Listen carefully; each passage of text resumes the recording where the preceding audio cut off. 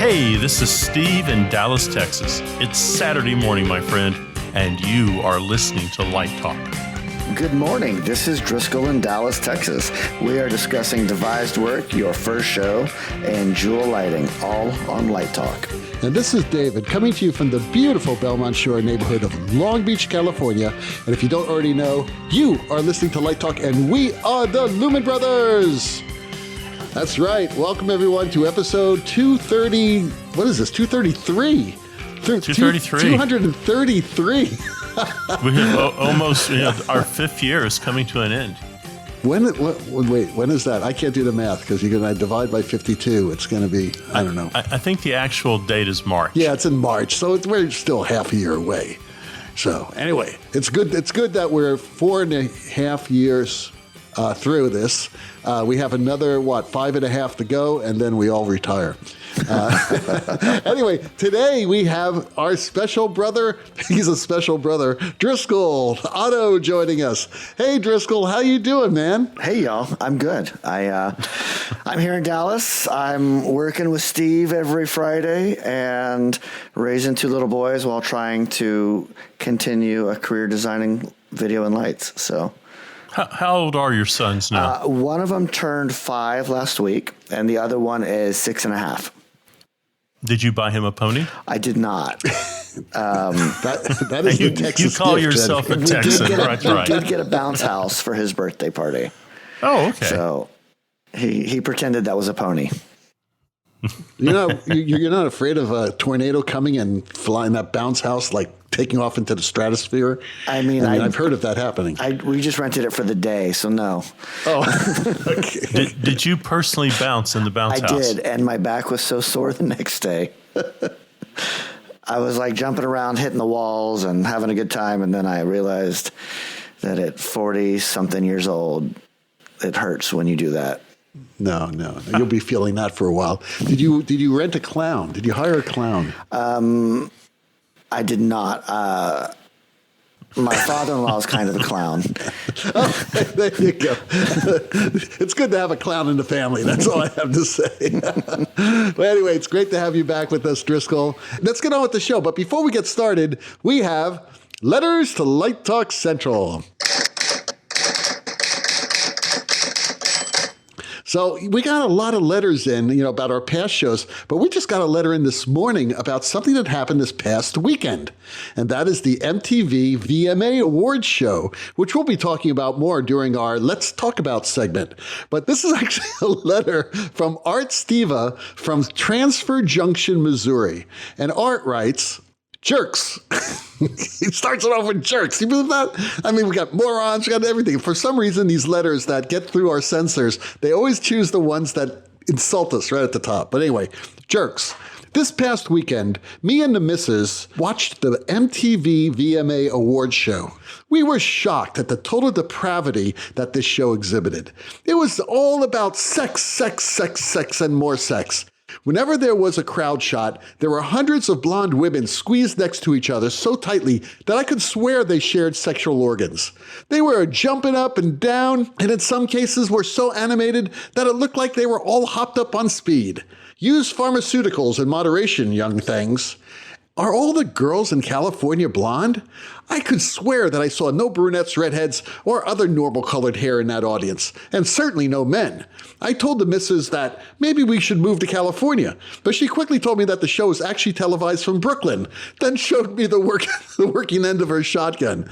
Someone call the fire brigade. What's with all the fire? Are these songs sent from the devil? I thought that Kiss and Black Sabbath retired. And finally, why do lighting designers have to flash the lights so much? The strobing caused Uncle Ralph to spit up several times. I know that I had to change my underwear twice during the show. So please tell your colleagues to ease up on the light flashing. I can't hear the lyrics when I have continuous epileptic fits. And speaking of the lyrics, in the old days we used to listen to the words of the music. Now it's all about big bottoms. Want to see some big bottoms? Just come to a Steva family reunion. Yours in truth, Art. Art did not pull any punches. I think he was looking more at the crowd than anything else, to tell you the truth. Well, was Uncle Ralph spit up? Well, It says Uncle Ralph spit up several times. I don't know what that means. Put your chihuahua to bed when you turn on MTV. Don't let it watch it. Don't feed it. Well, we must say that we watched it, we kind of loved it, and we're going to talk more about it later. So let's get started. Steve has our first listener question.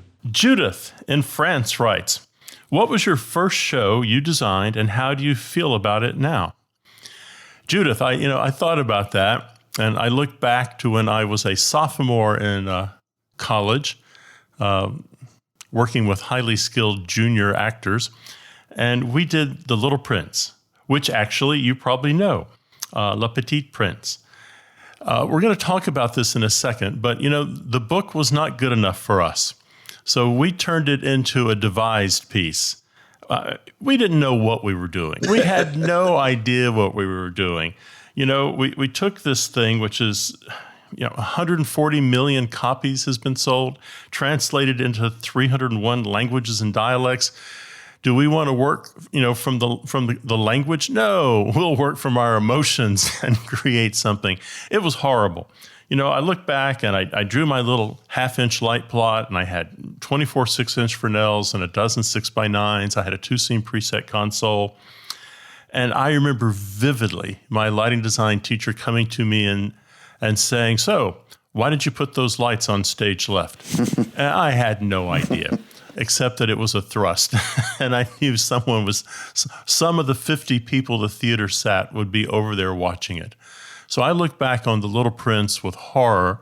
At the time, I thought it was great, but I look back on it now, and it's like something I don't want to remember. Ooh, I don't even remember that far back.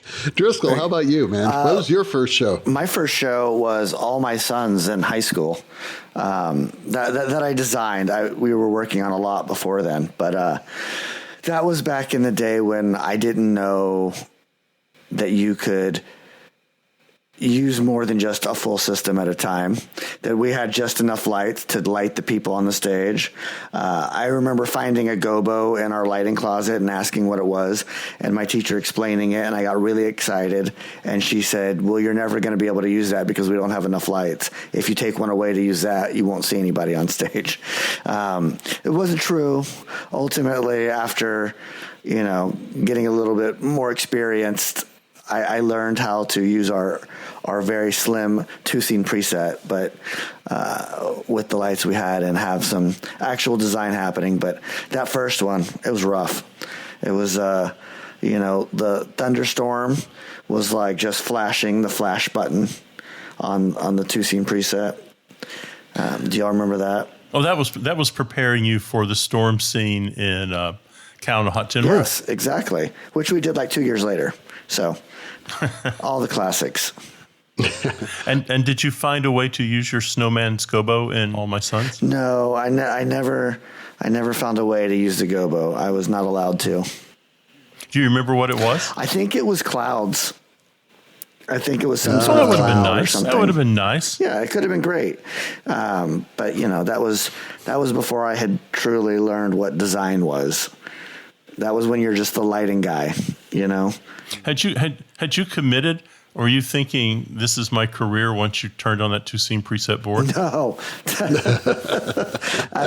That was like, hey, I finally found a cool group of people to hang out with, and I enjoy this lighting thing. It was never this is actually something I could do until I got into my junior or senior year in high school. It was the summer at the University of Texas. They had a summer theater program for high school students that I learned about design from Dr. David Nancaro. I know David Nancaro, or knew him. Yeah. He was amazing. He taught me my first class on design. How about your first projection design? That was for the musical Hair in Montana, in Whitefish, Montana. I was interested in projections, and I had said something to the artistic director, and she said, well, why don't you come light Spelling Bee and do projections for Hair? And I said, awesome. And so I did it.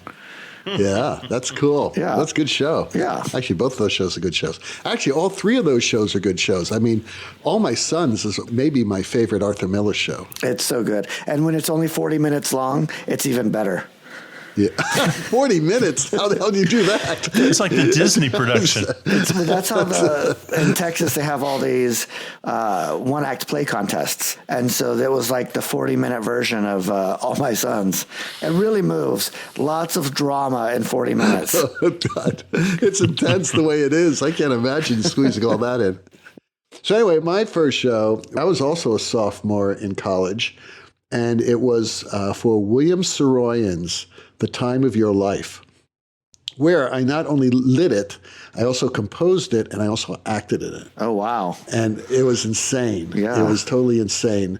Gene Wright was the director, and who was a dear friend of mine before he passed on. And John Haupt was the set designer. A lot of people know who John is on the show. He was, one of the chief designers at Disney for many, many years. But anyway, I don't remember anything about the lighting except that it was very moody. But I do remember the music, and I probably wrote the best song I ever wrote in my entire life on that show, which is a shame when your high point hits at 18. So that's the only thing I remember. Well, you have something similar now with Mozart. Who? What? Yeah, Mozart? That's what you and Mozart have in common. I don't think I have anything in common with Mozart. What do we have in common? That we hit our high point at 18? Oh, I think so. I think so. Anyway, enough of that. Let's go on to our next question. Zach from Maryland asks, now that my travel budget is decimated, how do I get all the experiences that I was getting out of trade shows without actually going to trade shows? That's a good question, Zach from Maryland. Well, you were talking about one of the manufacturers and the cost of booths at trade shows and how like getting them out to universities and such could be better money spent than in the actual like conventions, right? Something I know nothing about, so I'm perfectly willing to talk about it.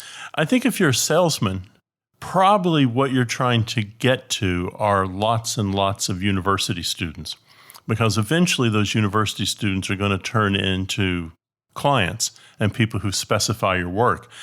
And I think the trade shows, I think they're pretty good for professionals who are coming in for a day and taking a look at something, then maybe following up with a trip to a manufacturer somewhere. But I think, somewhere there's going to come a reckoning here. Money's going to get tighter. How do you reach all of these people who can't? If you think about it, can I really go to SETC, then USITT, then go to LDI? How many trade shows can I go to in a year? And, which ones do I cycle and go to every other year? So I think Zach brings up a good point. Universities are cutting back their travel budgets. It's becoming more and more difficult to get on the road. People are worried about their health a little bit. I think what happens is that we underestimate the kind of determination that an ETC or a Strand or a Clay Packey or a Martin or an Elation has to come and visit you. Mm-hmm. If you look at these guys, some of these guys do their own little mini tours around the country. Elation was just out doing this. Martin has done it. They're very clear about the markets they go to. They seem to, in one year, go to the major cities, and the second year they go to the secondary cities. So I think if you're out in Whitefish, Montana, you might have to get in the car and drive over to Bozeman. Helena, or you might have to drive to a city to see them. But I think you need to contact people and say, what can we do? A lot of manufacturers have budgets to send equipment to you. They're not going to send you a dozen moving lights, but they might send you one for you to mess around with for a couple weeks in class and get to know what it's going to do. I know that, they have loaner consoles. This isn't their first rodeo. So you have to be proactive and you have to talk to these people and see what is reasonable. Often when I have stuff shipped to me, I'm on the hook for insurance once it arrives on my facility, which is nothing really. And sometimes I've worked with people where they have shipped me something and I've absorbed the cost of shipping it back. So there are trade-offs here, but I think you can get equipment to your university, and that might be in some ways, a calmer place to look at your potential purchases than elbowing your way around people trying to grab a T-shirt at a booth somewhere. Well, you're definitely going to get more one-on-one attention from them, and they're going to be listening to your needs, which is probably one of the number one things that they need to know about when they're telling you what gear of theirs. Sure. I mean, you're certainly the focus of their attention at that moment. Yeah. There's no doubt about that. What do you think, David? You guys bring up some really good points from consumers' points of view. But, a lot of this trade shows is about manufacturers selling to dealers. Yeah. And making deals and saving or making an extra $10,000, $20,000, $30,000 here or there. And a big part of that scene is making contacts and face to face. And a lot of times you don't have, especially if you're a smaller company or if you're a smaller dealer and you're trying to make an impact, those types of events are very important for that. It's just a part of the deal making thing. And I don't know if doing it from home on Zoom is the answer for that type of purpose. It's interesting because NAMM has just announced that they are postponing their big show that's normally in January here in Anaheim till June. Oh, wow. Which means that the summer NAMM in Nashville is not going to happen. Yeah. But it's going to be here in Anaheim. But, now the NAMM show is totally different because I decided, last time I was at NAMM was 2 years ago. It was the last time they had it. And I decided I'm never going back because it is ridiculous. It's just too crowded. It's too noisy. And you go to listen to equipment or listen to musical instruments and you can't hear them because it's too noisy. So I don't know what people are doing. Yes, you get your hands on them, but what are you going to do? You're much better. Now, a situation like NAMM actually would work online much better because then you could really listen to the instrument, right? But let's take USITT or LDI or something like that. You're looking at lights. And I don't know about you all, but I don't trust these things we see from the manufacturers, these videos, right? Where they're saying, look, this is what the light does. Yeah, it's kind of cool, but we're in 2D. We don't know really how bright it is. They can futz with the camera. It could look brighter than it really is. And, that is something you really need to see in person, which is why in LA here, I'm fortunate I have manufacturers everywhere. And I can just go down and they can give me a demo live of their new lights. Not everyone can do that. I know that. And that's where the internet comes in handy. But I kind of agree with Steve and Driscoll that you've got to be proactive and you got to go out there. And if there's something you don't see, and if you can't make it to LDI and you can't make it to these other places, and if you live in the middle of nowhere, then you need to see it online. Yeah. Well, a lot of these conventions, as you say, is about networking. Yes. Yeah. Meeting people, shaking their hands, going to classes, getting some stuff that you can't get anyplace else. Yeah, the classes are great. Yeah. I mean, I've taken several projections classes there over the years, and that's where I first met Zach, as a matter of fact. It was at one of these projection video classes there, and it was great. It was a really, and I got to meet Bob. I didn't know Bob. This is how I networked. I'm an established designer, but I had never met these cats. So it was great to be able to actually meet them, one-on-one. So our friend Drew Belinsky writes, "Hello, Lumen Brothers. Hope you have been well. It's been a while, but I have a question for you. Beginning this October, I will start working on designing lights for a devised play. This is my first time ever working on a devised project. What differences from the usual scripted play should I expect, and how should I adjust my preparation processes to make sure I contribute well and make the production a success?" Well, you're talking about my type of theater here. I mean, really, I love devised theater because devised theater, you got to understand something. When you're working on a devised play, you are one of the writers of the play. Everybody in the company is writing the play. Right? Now, obviously, if you have a director, which you usually should have, they're going to be the ones with the final say on what what lines go in and out or what the show's about. But you are actually one of the playwrights or one of the composers or even one of the lighting designers or one of the choreographers. It's a much more open, organic type of process. So you're asking about, how can you prepare? Be open, be open, be open, be open. And all good lighting designers are open to change. So this is why I love devised plays. Also being a jazzer, it's pretty much devised all the time. We know the melody, we know what the song's about, but who knows what's going to happen from moment to moment. That's why I love devised theater. Have fun. What do you guys think? The devised theater is some of the most fun there is out there. You are a collaborator in a way that you're never a collaborator as a lighting designer because, like you said, you are a character in a way, hoping to create this piece. The hardest thing is, a lot of times your light plots do well before they actually start working on the piece. And so I'm always trying to figure out how I give myself the toolkit I need to be able to tell the story we want to tell. And as you said, flexibility is key, right? Like we may hang a plot, we may focus it, and we may have to change a lot of it because the ideas shift along the way. So it really is about being flexible, and hopefully the team around you is flexible. Yeah, use a lot of moving lights. That's what I say.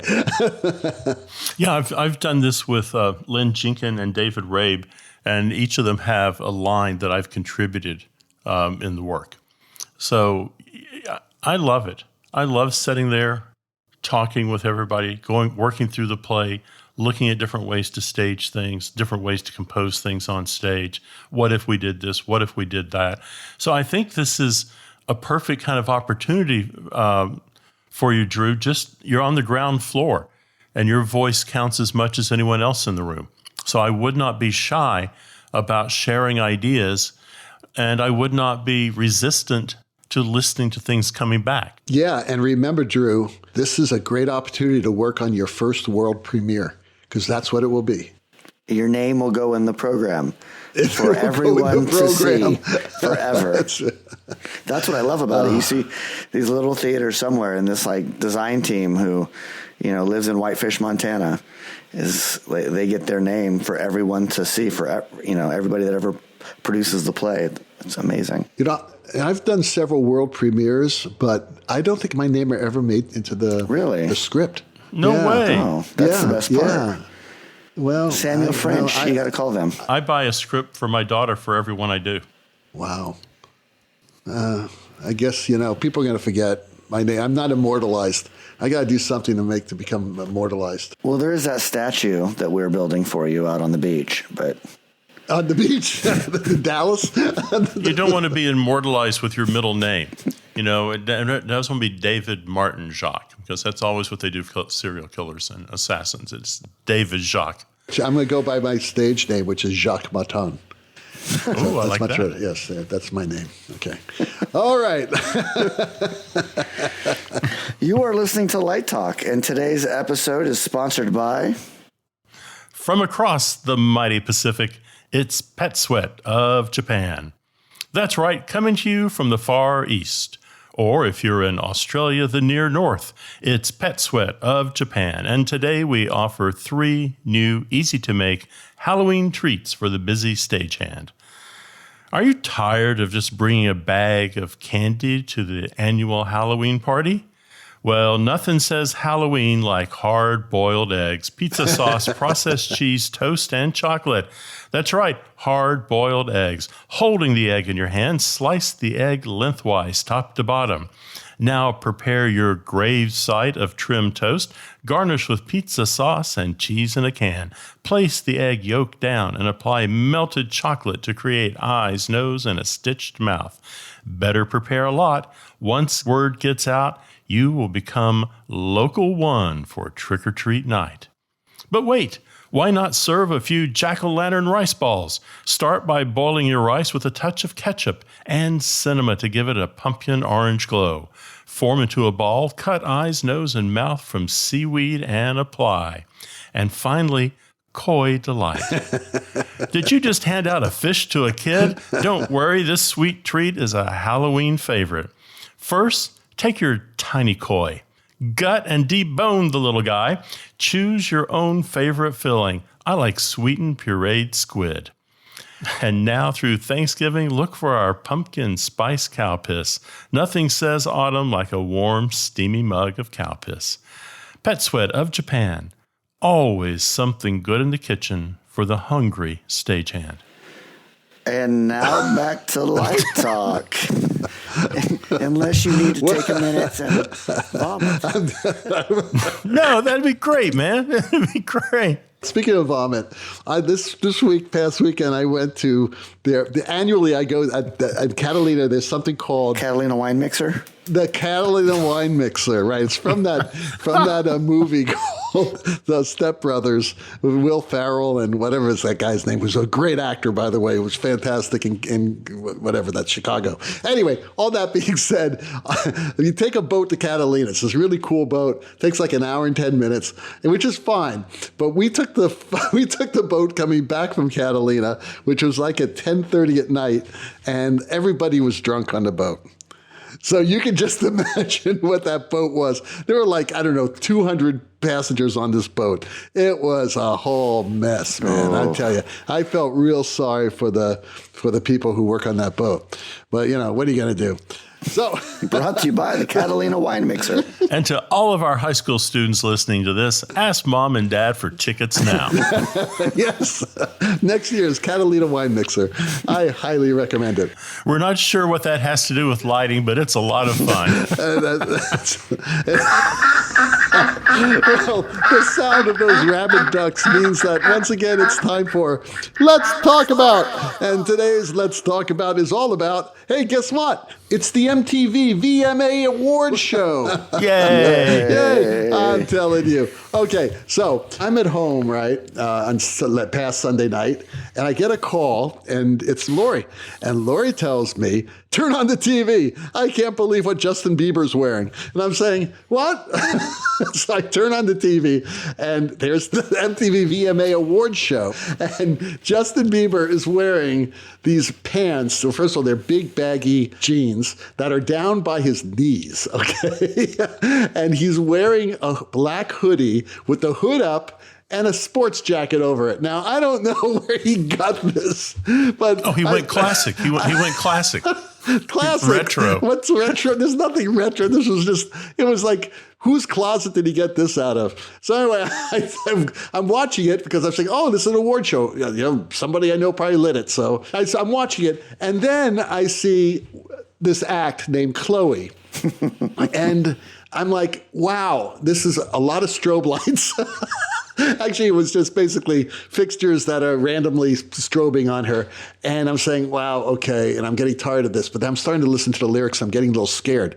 Now, understand, right now I'm under medication. So I'm thinking, am I hallucinating this? Because this is really weird and scary.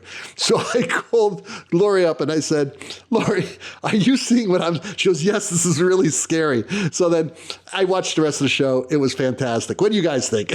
That's all I'm going to say. Chloe. I'm here for you, darling. Oh, man. Viva Las Vegas, baby. Viva Cirque. Viva Opera. What an opening. Man, that was just, that got your attention. Yes, it got my attention. and then it was great lighting for music and dance. It's a study in green. And that floor work, the lighting designer did not walk over the projections. Nope. Chloe, I'm going to have that whole video tattooed on my back. It was fantastic. Oh. And just in case you didn't notice, the projection designer had Booty So Big projected behind her. Just in case you didn't know what the song was about. It was tasteful. I think it was in Helvetia. The pieces I saw were nice. I think they did a good job. It felt like the Video Music Awards. It felt right. Yeah. It had a good energy. I liked the architectural stuff. And I think the floor projections were out of this world at times, and they went away.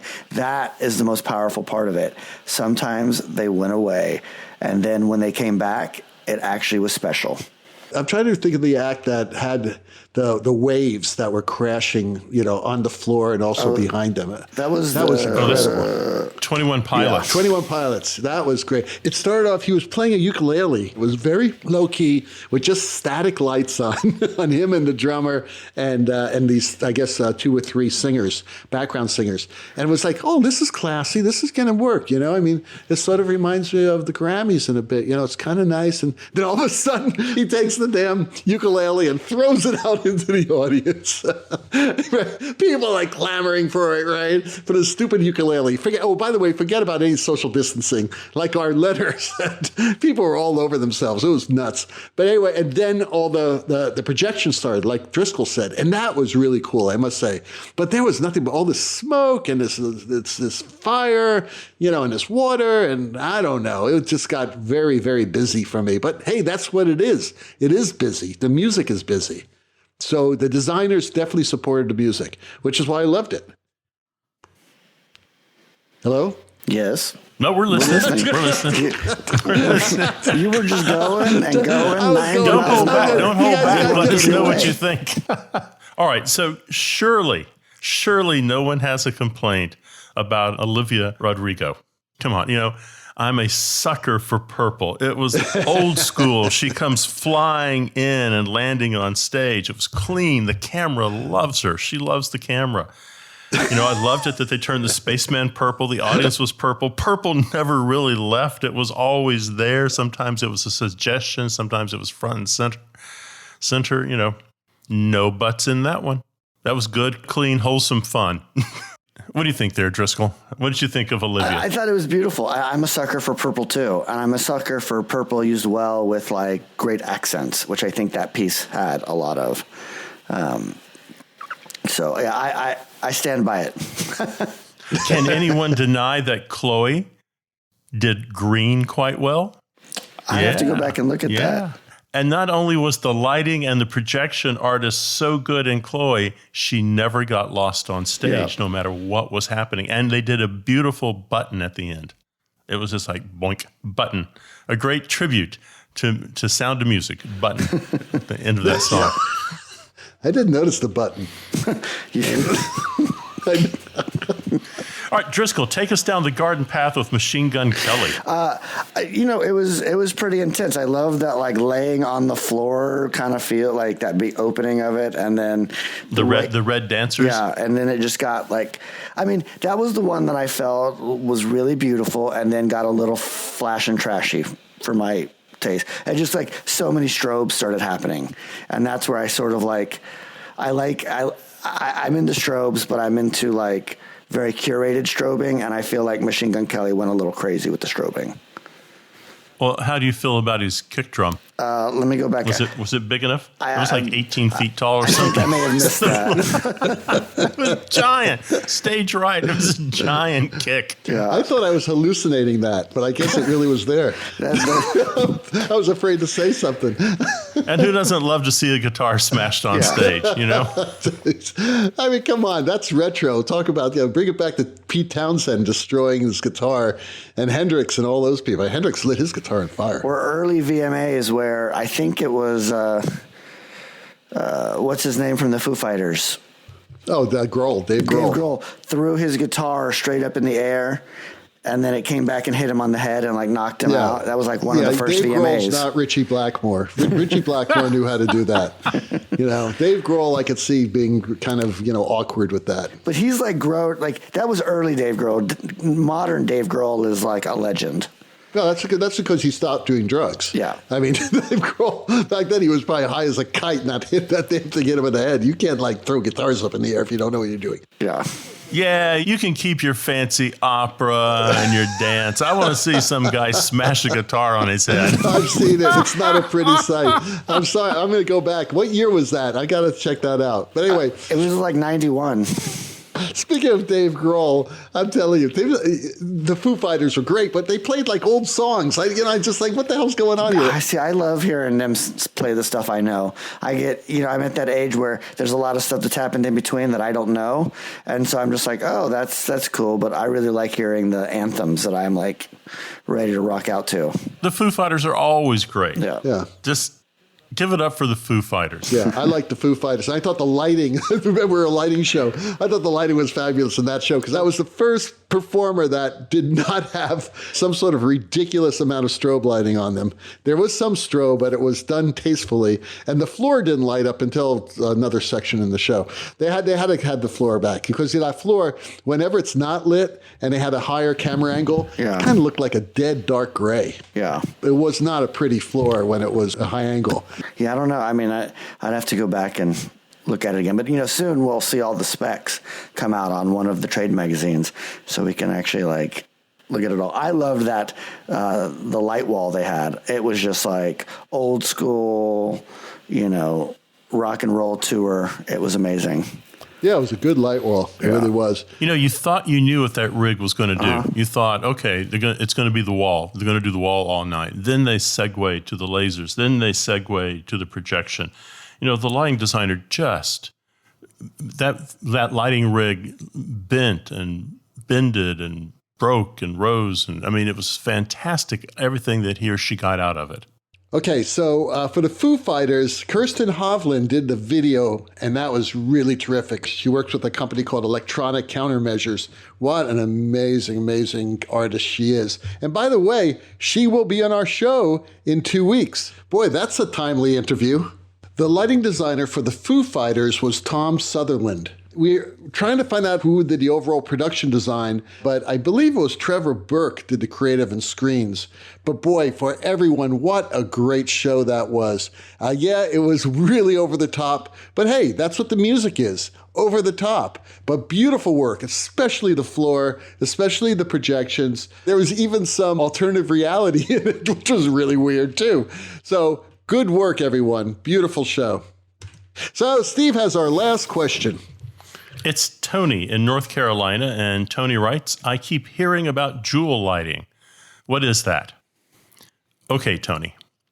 There are kind of two ways that people might approach lighting a show. There is that Stanley McCandless method, which is up and out at 45 to give you kind of, as much sculpting as you can with a minimum number of lights. There's something from behind to add depth to that. And then there was his arch nemesis, Howard Bay, who was a scenery, lighting, and costume designer. And Howard Bay, as were most of the Broadway designers, using what Howard Bay called jewel lighting. Jewel lighting is you put a number of lights around a performer. Think about this maybe a dance concert. You might have a couple lights in the front of house. You might have a couple in the box positions. You might have a high pipe end. You might have a couple from behind. You've got a boom with 2 or 3 lights. So you have maybe a dozen or so lights, all focused on the performer. Think of the facets of a jewel. And this light coming in helps give you the maximum flexibility in how you can present that performer on stage. So I think, if you go back to old Stanley McCandless here, nothing wrong with him, but he was working in a different world. He understood what jewel lighting was. He was experimenting with a minimum number of lights and how could I produce a really great look on stage. Howard Bay was not his nemesis, but Howard Bay didn't care. He was working on Broadway, and he had a different budget and a different agenda. So today, I think we see a lot of jewel lighting approaches on the university level. So that's kind of how I would roughly describe jewel lighting. What about you guys? I think you nailed it. I don't know what else to say about it other than you defined it. Well, I think what's missing, I'm going to say what's missing, and being nostalgic, are people like Howard Bay.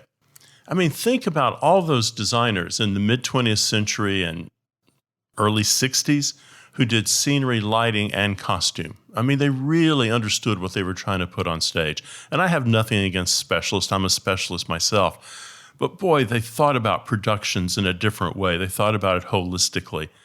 And Howard Bay, I think he got 2 Tonys. And one was for Man of La Mancha, and I'm not sure what the other one was for, but it would be an easy thing to find. But they were all like that. Ming did lighting also. Not a lot, but he also did lighting. Oliver Smith. All these great designers who kind of, laid the foundation for us today who are specialists. I also think directors were a lot different back then, too. The director was, I believe, much more powerful back then and much more holistic. But now we have a whole series of directors who come from the devised world. So it's a lot more open and a lot more creative in that respect. It's fluid. Shows evolve more nowadays. Mm-hmm. And thank God we have the tools to do that, right? To be able to evolve with the shows. So, yeah, I don't know about jewel lighting. I just like the show, I just throw lights up at every angle I can and hope for the best. But how about you, Driscoll? I just point everything at center stage. There you go. Down center. Everything's gonna be You just fine. hang a bunch of projectors and hope for the best. hang a They're bunch of everywhere. projectors. Hope for the Exactly. best. Hope for the best. Well, the rocking sounds of the Luminoids tells us that once again you've spent another morning listening to Light Talk. You can hear our show on Spotify, iTunes, Google, YouTube, livedesignonline.com, Amazon Prime Music, and just about every podcast site out there. Check out our website on lighttalk.org for future guests, and be sure to follow us on Facebook and subscribe to our podcast. That way you will not miss a second of Light Talk insanity. No guarantee is offered regarding the accuracy of any statements or opinions made on this podcast. However, If you do decide to litigate, the law firm of Flecht, Flocked, Flare, and Glare and their paralegal snoots will defend us until our retirement funds are depleted. Light Talk is written and produced by the Lumen Brothers, coming to you from Long Beach, the Big D, and just left of the Chisholm Trail. And be sure to join us next week when Zach, Steve, and I pontificate about more useless things and crazy shenanigans in our industry. Light Talk, broadcasting questionable Lumen knowledge and humor around the world. So we'll see you all next Saturday morning. Bye-bye from Light Talk. Toodles. Toodles.